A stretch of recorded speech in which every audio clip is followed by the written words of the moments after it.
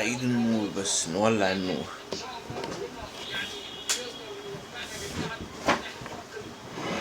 الأستاذ عمرو أديب وأستاذ سامي النسر وزير الإعلام الكويتي الأسبق إدانة بيقول لك إيه إيران، الكويت بتدين إيران هي والأردن إن هي عملت جرائم حرب في الأردن. مين؟ الكويت هي اللي إيه بتدين إيران. الكويت بتدين إيران إن هي عملت جرائم حرب في الأردن وفين وفي الكويت. طيب هي مش في يوم من الأيام أمريكا جت ضربت العراق بسبب الكويت، بسبب الكويت صح، بسبب احتلال الكويت. طيب دلوقتي بقى إيران بتتضرب، هل هي كان فيها مشاكل مع الكويت أو الإمارات أو قطر أو الكلام ده؟ لأ، بس كل الموضوع إن الإيراني عامل حسبة عنده هو إن الأماكن اللي فيها قواعد عسكرية أمريكية بتعمل عليه استطلاعات. تمام، بتعمل عليه إيه؟ استطلاعات، فهو عايز يضربه. طبعا في مضادات للدفاع هم حاطينها الأمريكان على الأراضي الكويتية والأردنية والسعودية والإماراتية. طبعا المضادات دي ليها ليميت معين في كشف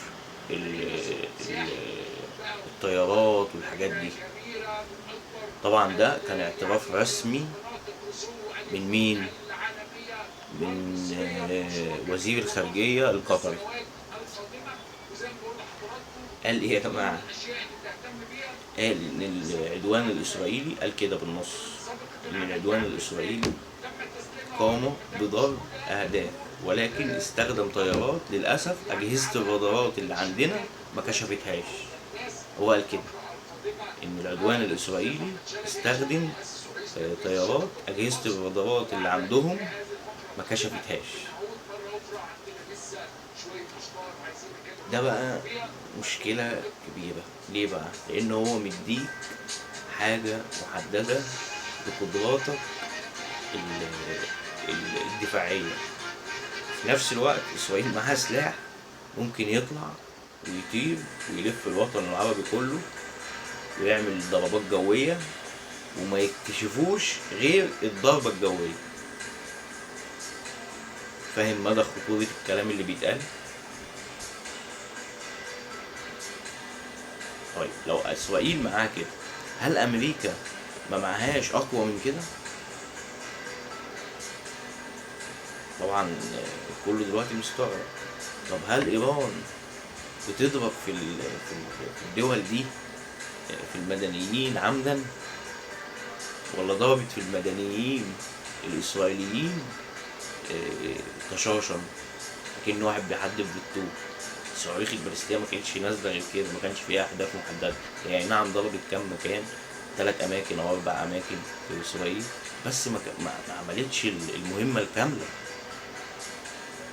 بس هو نفس اللي عمله بوتين، نفس اللي عمله بوتين مع أوكرانيا هو اللي ترامب عمله مع إيران هو وإسرائيل. دول أفقدوهم كل قوتهم وسابوا لهم كام حاجة، سابوا لهم الصواريخ والمسيرات. وبوتين ضرب الأوكران في كل حاجة برضه، وساب لهم البوازيك ومضادات المدرعات المحمولة، مش مدرعات، وساب لهم الدرونات بس. والعالم ولا حلف نيتو واكل. ما هو اوكرانيا مش في حلف النيتو. انا بحس ان العالم ما عندوش علام خالص. اي حد ممكن يبقى يصبح وليمة حرب، غنيمة حرب، اي حد. هو ده اللي القادة الكبار بيعودوا لنا دلوقتي وبيقولوا لنا احنا قانونيين ودستوريين. يعني رئيس امريكا قبض على رئيس فنزويلا وقال لك تاجر مخدرات.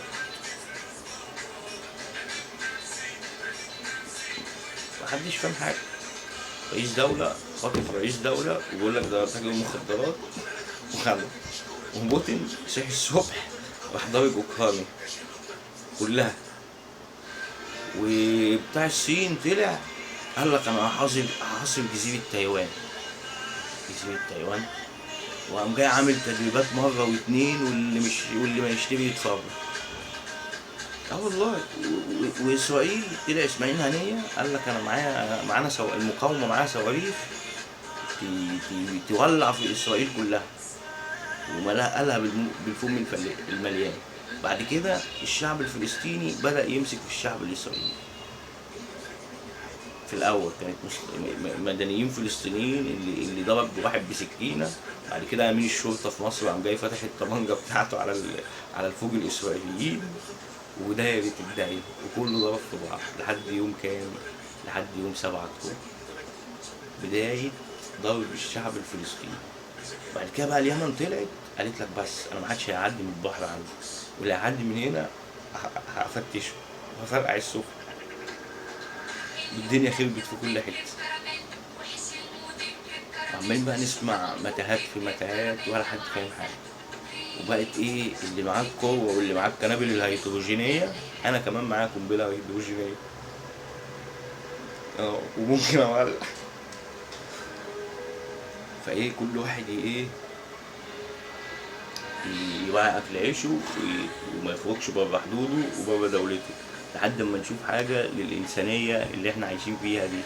ده انتوا ما احترمتوش كونكو جنس واحد بشري على هذا الكون كله. شوفوا تاني.